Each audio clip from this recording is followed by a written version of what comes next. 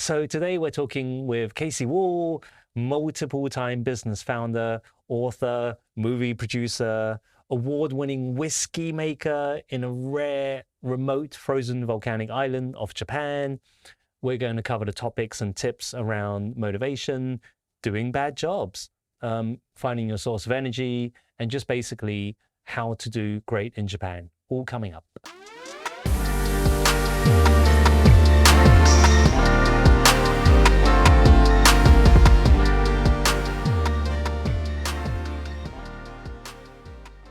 So, Casey, Yes. Thank you so much for being here for our first video today. So many questions, Awesome. but Let's get I'm right to it. going to start with the background. Okay. Now, very interesting background, fascinating for me. Born in New York, raised in the Saudi Arabian deserts, high school in Boston, university in Texas, studying Japanese and government. I know that's a lot. And for me, I'm just wondering, wow, how did that happen? And how has that shaped your experiences and your reasons for coming to Japan? Fantastic. So how did it happen? So my parents had me.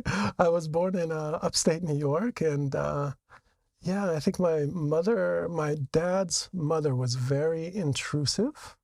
So she would come over and take care of me uninvited and do the laundry and tell my mother, you had to do things this way. My mother freaked out and said, okay, we're going to get divorced unless we run away from here. So they ran first to Texas, then they got hurricanes in Texas, then they ran to Saudi Arabia. So it was all kind of trying to escape a tough mother-in-law for my mom, I think, and go on a little bit of adventure. But growing up in Saudi Arabia, so I was there from 1 to maybe 15, and it was a 900-person town in the middle of the desert. And it was life for me. It was absolutely fantastic. And then from there, because there's no high schools that speak English in Saudi Arabia, the company paid mostly for boarding school. So I went to boarding school in Boston, or south of Boston, another 500-person place. And then I got kicked out right before graduation, so 3 months before graduation. That didn't come up in your research. And then I went to University of Texas, and I'm very thankful to the University of Texas because they're the only ones that accepted me after I was kicked out of high school. So I had received a few scholarships, like full scholarships to a couple of universities, but my high school wrote them and said, hey, this guy got kicked out. You sure you want to take him? And they all said, no, don't come here. University of Texas said, okay, well, we'll talk to you. So they asked me to come down. I had an interview. They're like, are you going to do stuff like this again? I'm like, no, I'm going to be fantastic. And I said, okay, welcome. Then I got a triple degree there. And all of that kind of led to just wanting an adventure, right? Like I got to see a lot of different things and meet a lot of very different people. So like when I went to boarding school, even though I was American, I'd grown up in Saudi Arabia. So I had slurs or racist slurs kind of against me, type of thing like that. Texas, very different than New England. Obviously, Saudi Arabia is very different. So kind of when I came here and like going through my managerial life, like the ability to interact with different people in different backgrounds and kind of, I'd say like a broader heart to understand like where they're coming from and connect is probably the best thing from all of that. And I guess the why of Japan is I just want an adventure.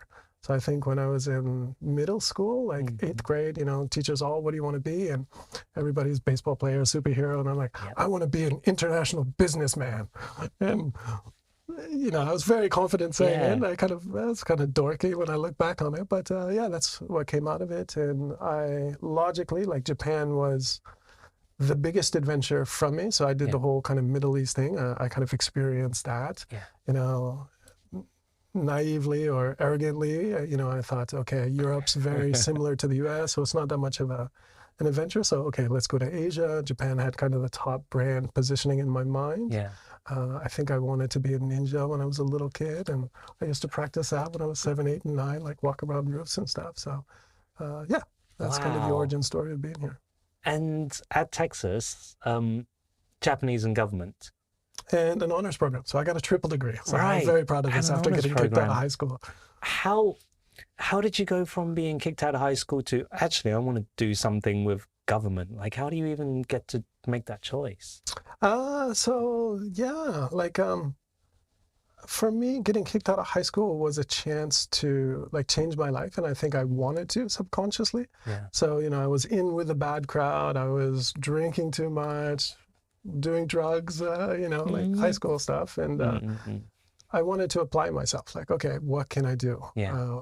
And I wanted to study. Like, I didn't study at all in high school, but I still got good grades and stuff like that. So yeah, always interested in like how the world works and how society works, and that's kind of the government component. And then there's the Japan component to it, and just based on SAT scores, I got into an honors program there. Wow. And so Japan, government, your background of multicultural, meeting lots of different people in different countries. And so when you came to Japan, your first role, I'm guessing, your first main role was recruitment. No, I was in the JET program. So I was an English teacher, and my town was cheap. So I lived in Oita and Kyushu, and my town was cheap. So I had to do, CIR, where you have to give speeches and international relationships.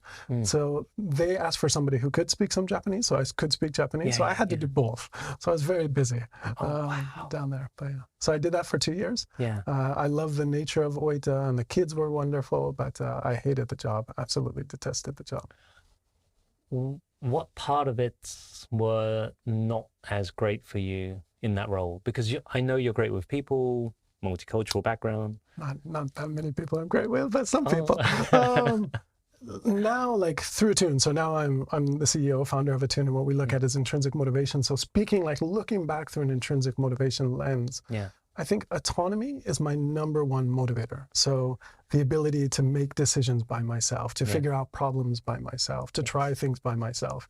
And as an English teacher, so whoever's experienced this here is what you need to do. Here's the prescription. Okay, 7 minutes into the class, I want you to read these 2 sentences, smile, then go sit back down. And it was just soul killing in many ways, right? And you have 2, 3, 4, 5 classes a day. And that was rough. It was rough. Was that at high school? No, it was middle school that I was doing. And of course, I'm trying to be helpful, and I have ideas. We could do this and this. And of course, some people would smile and say, oh, great idea, but of course not move. And some people just like, no, just stop.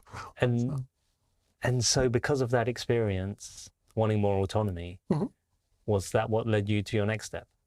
Yeah, as like the dots line up backwards. So I wanted to stay in Tokyo. I wanted to stay in Japan a little bit more. So, it was fun, like in Oita, right? The life around, like going down waterfalls and down, rivers and stuff all that part of us was wonderful, but it didn't feel like I'd really gotten a full Japanese experience that I was looking at, and, that desire to be an international businessman. So I applied for jobs, and I got 2 offers in the end. So one to be a recruiter, and another as like a market entry consultant. And the recruitment company just made it seem that much more fun. So I took that one. And I loved it from very early on. I loved it. Like as a recruiter, there's a lot of autonomy, right? So it's whether it's within an agency or a company, you still have to kind of run your own business and your own portfolio. So which clients you work with, how are you going to organize your day? You have to make most of those decisions. So during that period, it was about 7 years you were with the recruitment company, right? So the first one was about a year and a bit. And that was very cowboy, very Wild West. So this was just when like international recruitment was starting to take off. So there were very little rules, right? And the professionalism was quite low. So I did that for a year. Then I had a friend from Oita who we were trying to recruit each other back and forth. I was trying to get him to come to this kind of Wild West cowboy firm, where only the strong survive type of thing. And he was trying to get me to go to, this posh British recruitment firm with very structured. So eventually I went to an interview with that company, so Robert Walters. And when I went for those first interviews, I'm like, these guys are so weak. I could like eat them all for breakfast. Like, what is this? Coming from that really aggressive environment that I was in. Right. So I got an offer. I tried to negotiate the offer. Like I didn't feel all that special from the offer type of thing. And, I was pushing back. And the MD at the time was like, well, this is it, type of thing like that. Wasn't really kind of helping me out. So I was going to reject the offer, and I would have had a very different life, I think. But there was one older British guy in that recruitment firm, and he's like, this place is a shithole, get the fuck out of here, go have a real career, learn about organizations, learn about management. You're young, you can always come back here if it doesn't work out. So based on that one word from that guy, and who I respected, I took the offer, even though I wasn't excited about it like myself, and that kind of set my career.